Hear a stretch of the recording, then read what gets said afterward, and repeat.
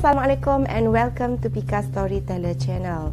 So, mula-mula Pika nak cakap minta maaf sangat-sangat sebab Pika dah lama sangat tak buat video. Rasanya bulan Ogos hari tu Pika tak ada upload langsung kot. Okay, disebabkan oleh yang pertama gangguan macam video yang Pika bagi tahu sebelum ni. Dan yang kedua ialah sebab Pika disahkan positif COVID-19. Pika dan satu family. Okey, pasal COVID ni sebenarnya apa yang Pika nak kongsikan pengalaman Pika lah. COVID ni adalah something yang ramai orang sebelum kena dia rasa macam tak apa kot, selamat kot. Macam Pika kena keluar kerja kan. Tak kena pun. Tapi salah seorang pada family members Pika ni masa dia pergi ambil suntikan vaksin yang kedua, bila dia balik dia demam. Pika pun sama. Okay, Pika ambil vaksin juga yang kali kedua tu. Bila balik demam. Dan lepas tu bila jumpa doktor kata, oh ni mungkin kesan ataupun efek daripada second dose kot. So kita orang macam, okey lah kan, tak adalah rasa takut sangat. Tetapi selepas sehari dua, demam tu masih lagi ada tau. Lepas tu dia demam tu dia jenis yang on off. Dia kejap demam, kejap tak. Suhu kejap panas, kejap tak. Macam tu lah. Dan apa yang Pika perasan, kalau macam Pika kan, Pika ni jenis susah juga nak demam. Tapi bila demam, yang untuk kali ni, dia punya demam tu lain macam. Sampaikan Pika tak boleh nak bangun. Ataupun rasa macam nak rehat, nak tidur, tak larat sangat-sangat. Sampailah Pika rasa yang aku kena pergi check kot dekat doktor lagi sekali.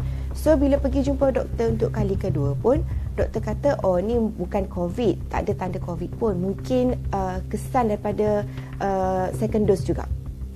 So dekat situ macam percaya juga lah dekat doktor tu kan.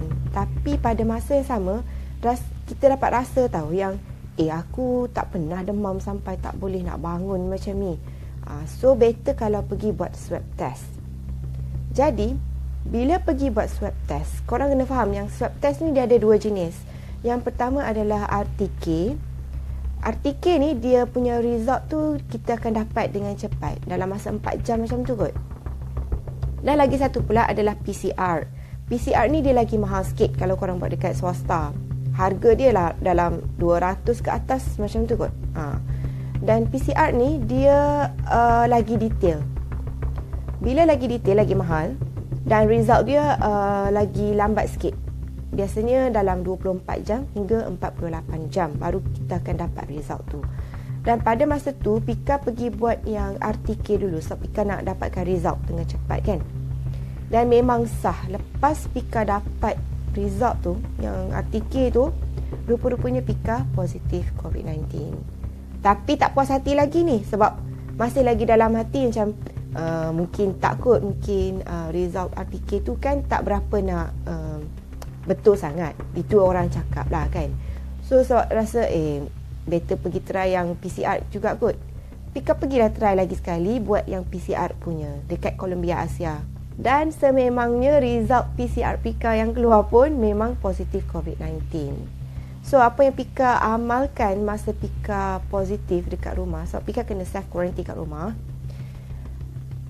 Yang pertama ialah kita kena selalu pantau keadaan kita. Kalau contohnya korang demam, better pergi buat swab. Tak payah nak pergi 2-3 kali pergi klinik tanya doktor. Sebab kadang doktor pun dia tak tahu yang kita ni positif COVID. Dengan test tu je, dengan swab test tu je kita boleh tahu yang sama ada kita positif ataupun tak. Kita tak boleh nak salahkan doktor. Okey. Dan yang kedua kita kena tengok juga simptom-simptom lain. Contohnya kalau macam Pika demam yang sampai tak larat sangat kan.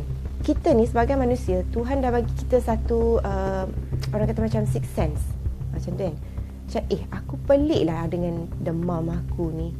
Jadi pada masa tu bila Pika demam sampai tak larat nak bangun, Pika paksa diri Pika untuk bangun dan mandi air suam. Dan pada masa yang sama juga Pika ambil air suam dan campurkan dengan air garam.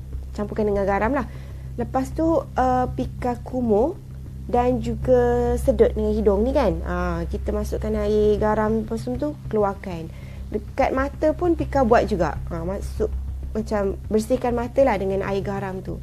Dan korang jangan risau, air garam ni walaupun masuk mata dia tak pedih tau. Berbanding dengan air biasa, yang tu pedih. Tapi yang peliknya kalau air garam, bila masuk mata dia tak pedih. Okay. Lepas daripada Pika mandi tu, Alhamdulillah Pika dah tak demam langsung. Pelik juga sebab pagi tu tak larat, tapi tengah hari tu okey. Terus macam okey, macam tak ada apa-apa. Badan dah mula berpeluh apa semua. Selesema macam baru nak ada, tapi dia terus macam tak ada. Gitu. Dia mungkin depends pada badan jugalah kot kan. Dan bila Pika tahu yang Pika positif, apa yang Pika boleh cakapkan, kita akan rasa dunia kita macam gelap. Rasa macam aku dah nak mati ke macam mana ni, gitu. Dan pada masa itulah kebetulan pula hari yang sama Pika dapat tahu tentang Pika ni positif COVID-19 adalah pada hari yang sama arwah Siti Sarah meninggal dunia, wife Syuib tu kan. Dan Pika tengok jugalah video benda-benda yang perlu kita ada dekat rumah untuk pemantauan. Dan antaranya yang penting yang perlu korang simpan dekat rumah ni memang sangat penting. Walaupun korang tak pernah kena COVID-19 ke apa, pastikan dekat rumah korang kena ada benda ni. Ni orang panggil oximeter. Oximeter ni memang sangat penting. Kena pastikan yang ada dekat rumah. Walaupun korang tak pernah kena COVID sebelum ni, just letak je dekat rumah. Beli satu, simpan. Dan lepas tu kena tengok setiap hari. Sebab kadar oksigen yang betul ialah 95% dan ke atas. Jadi kalau oksigen kita tu okey, maksudnya baguslah. Cara dia ialah senang je, tekan tu kan. Lepas tu masukkan jari. Dan tunggu je. Tunggu tengok berapa kita punya. Macam Pika sekarang 98. Mungkin korang tak nampak kot. Pika punya oksigen sekarang 98. Dia boleh tengok kadar oksigen dengan blood pressure, BPM. So, lagi satu benda yang kita kena ada dekat rumah ialah ni, oksigen booster. Kenapa Pika kata benda ni sangat penting? Ini bukanlah untuk prevent COVID, tetapi ini adalah sekiranya kita kena COVID, okay, dan kita ada benda-benda ni semua dekat rumah. At least kalau sebelum pergi hospital ke apa kan, benda ni ada. Macam salah seorang family Pika ni, dia macam tak larat sangat. Sampaikan kita orang dah call ambulance untuk datang pick up semua kan. Masa tu dia dah start semput tau. Dia punya pernafasan tu dah makin lama makin laju. Jadi Alhamdulillah ada benda ni, sebab sekurang-kurangnya sebelum ambulance tu sampai. Sebab ambulance ni dia bukanlah bila kita call, dia bukan terus sampai tau.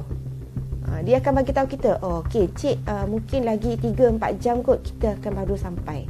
So macam yang one of Pika punya family members ni, dia dah start semput.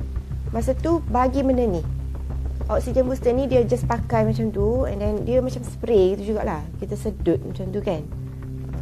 Dia bukanlah kata boleh membantu 100%, tetapi sementara kita nak tunggu ambulans tu datang, kita kan dah semput kan, oksigen tu dah drop. So sementara tunggu ambulans tu datang, at least benda ni banyak sangat membantu. Dekat farmasi pun dalam, dia depends, ada yang 30 lebih, ada yang 40 lebih dia punya harga. Ni orang panggil oksigen booster. Lagi satu benda penting yang korang kena ada adalah ubat-ubat. Contohnya macam ubat Panadol, ubat cair kahak, ubat batuk, ubat selesema. Sebab COVID ni dia bukan, dia tak ada ubat sebenarnya. Cuma ubat-ubat yang Pika bagi tahu tadi, yang kita kena prepare dekat rumah ni. Sebab sekurang-kurangnya bila kita rasa macam nak batuk ataupun rasa macam nak selesema, kita boleh makan ubat tu. Sebab kita kan kena kuarantin dekat rumah. Kita tak boleh nak simply pergi keluar jumpa doktor macam biasa. Tu tak boleh. So kita kena jaga diri sendiri.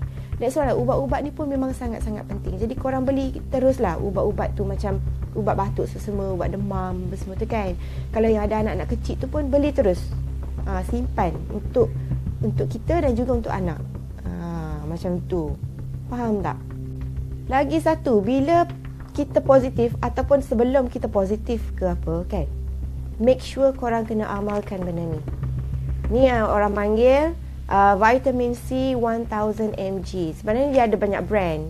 Yang ni pun ada, yang ni pun ada. Tapi asalkan Sehari untuk orang dewasa lah. Sehari kena makan 1. Cara dia senang je, ambil 1 tu kan. Ambil ni. Kot-kot korang tak tahulah macam mana kan. Ambil ni. Okay. Dan letakkan dalam air. Lepas tu tunggu dia punya buih tu keluar. Dan lepas tu barulah korang boleh minum. Okay. Vitamin C memang sangat-sangat penting. Dan apa lagi benda-benda lain yang Pika amalkan sepanjang Pika positif COVID dekat rumah? Makanan. Okey, bila kita positif COVID, ramai sangat orang akan bagi kita petua macam-macam. Yang ni kata, okey, beli air kelapa, tambah garam, tambah limau. Kita buat. Tapi Pika, air kelapa Pika tak sempat buat. Sebab Pika call orang tu, dia tak sampai-sampai. Dia kata, oh nanti saya hantar kelapa dekat awak. Tapi tak sampai pun. Tapi Pika syukur, Alhamdulillah sangat dia tak sampai. Sebab katanya ada seorang doktor ni kata, air kelapa kalau masa COVID tak elok sebab dia boleh menyempitkan saluran pernafasan ke macam tu kot lebih kurang. Tapi yang tu Pika tak boleh nak kata ya ataupun tak sebab kita tak tahu kan. Cuma ini adalah beberapa petua lah yang orang bagi tahu. Yang kedua, orang kata selalu kumur dengan air garam. Yang ni Pika setuju. Sebab air garam ni dia memang ada satu magic tau untuk hilangkan selesema pun boleh. Kahak-kahak apa semua tu memang Alhamdulillah sangat. Dia akan keluar daripada badan. Kita kumur dan lepas tu masukkan air garam dekat dalam hidung ni dan hembus keluar. Memang terbaik sangat. Yang ni memang Pika selalu amalkan. Dan selain tu juga orang kata minum air rebusan cengkeh. Pun Pika buat juga. Minum air cengkeh tu dia rasa macam lebih kurang air teh macam tu kot. Lepas tu kan cengkeh tu orang kata selalu ambil 1, lepas tu kita macam letak dalam mulut.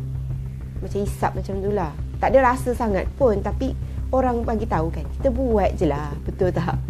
Lagi satu, habbatus sauda. Habbatus sauda ni pun depends. Ada yang nak masukkan dalam air ke, ada yang nak macam makan gigit-gigit macam tu pun boleh juga. Ada juga yang bagi tahu Pika, ketam sangat-sangat bagus untuk COVID-19. Jadi Pika pun belilah ketam nipah. Kan kita tak boleh nak keluar. Belilah online kan. Bukanlah online, beli untuk delivery lah. Dan memang Pika dah lama rasanya tak makan ketam nipah. Memang terkejut jugalah dengan dia punya harga. Dekat sini harga dia adalah sekitar RM62 sekilo. Kau bayangkan harga ketam macam tu. Pika pun belilah 2 kilo. Okey. Orang kata buat rebus minum air dia tu. Lebih kurang macam kalau kena denggi macam tu lah. So Pika pun buat jugalah. Amalkan juga. Dan ada juga sampai kawan kita orang bagi ketam banyak gila. Rasa dalam 2 ke 3 kilo kot ketam tu. Sampai sekarang dia lagi dalam peti ais tu. Memang banyak sangat. Dan akhir sekali disebabkan oleh lepas kena COVID tu, dia punya awareness tu lagi meningkat orang kata. Gitu. So lepas tu Pika pun decide lah untuk beli air purifier. Dan Pika beli daripada Coway. Cuma nak bagi tahu yang Pika memang sangat suka dengan air purifier ni.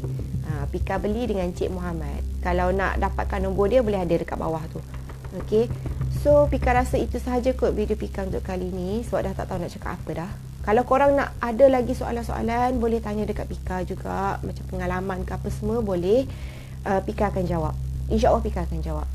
Dan kalau let's say korang nak tahu apa lagi barang-barang yang Pika amalkan dengan lebih detail, produk apa semua, Pika letak semua dekat description dekat bawah. So korang akan boleh bacalah dekat situ. Kalau let's say malas nak tengok video Pika kan, nak tengok apa je barang yang Pika gunakan, okey, boleh tengok dekat description dekat bawah tu. Okey.